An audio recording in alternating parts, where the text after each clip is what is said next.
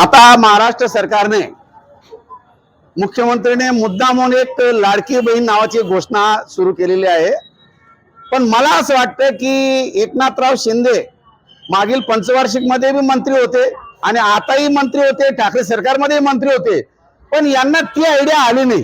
पण ज्या वेळेला लोकसभेमध्ये या महायुतीला जेव्हा दणका बसला आणि अपयश समोर दिसायला लागलं, त्यावेळेला शिंदे, फडणवीस आणि अजितदादा यांना लाडकी बहीण आठवायला लागली। आतापर्यंत लाडकी बहीण आठवत नव्हती आणि याच अजितदादाने आपल्या लाडकी बहिणीच्या विरोधात आपल्या पत्नीला उभं केलं। म्हणजे ही माणसं खोटारडी आहेत।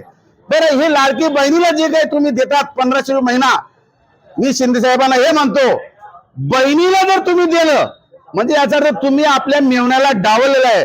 म्हणजे तुम्ही आपल्या मतांसाठी आमच्या भारतीय कुटुंब व्यवस्था बर्बाद करीत आहेत। कारण माझ्या घरात येऊन जर माझ्या बायकोला कोणी त्रयस्थ व्यक्ती, मग तो सरकार असो का सावकार असो, जर त्याने असे काही पैसा देत असतील, मला असं वाटतं ते माझ्या कुटुंबासाठी हानिकारक आहे।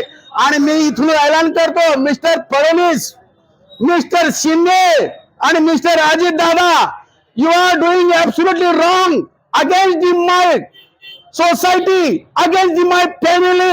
I hate you, I oppose you, I condemn you. It is a bad. तुम्ही मतांसाठी अशा एका कुटुंबातील महिलांना पैसे प्रदान करणं हे सर्वस्वी चुकीचं आहे। जर माझी मुलगी शाळा कॉलेज जात असेल आणि तिला जर कोणी असं आईस्क्रीम खाऊ घालत असेल, तिला कोणी असं सिनेमाला नेत असेल, तर त्या मुलीला रागावतो। त्याचप्रमाणे तुम्ही जर आमच्या घरात आमच्या बायकोला पैसे देत असाल, तर मला असं वाटतं तुम्ही आता याच्या पुढे कुटुंब व्यवस्था बर्बाद करीत आहात आणि याची फळ शिंदे असो, फडणवीस असो, अजितदादा असो तुम्हाला भोगावे लागतील।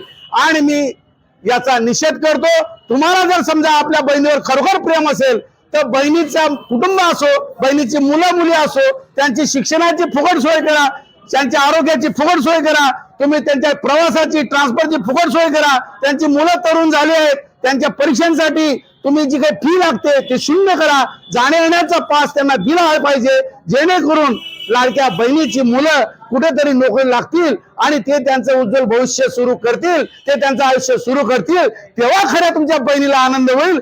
आता महिला का सुरक्षित नाही याचं कारण असं आहे, महिलांना सुरक्षा पोलीस आणि कोर्ट देऊ शकत नाही। महिला या कुटुंबामध्ये, समाजामध्ये, गावामध्ये सुरक्षित राहतील। लक्षात घ्या, जर एका महिलेच्या बाजूला 2 पोलीस उभे केले तरी महिलांवर होणारे बलात्कार थांबणार नाहीत।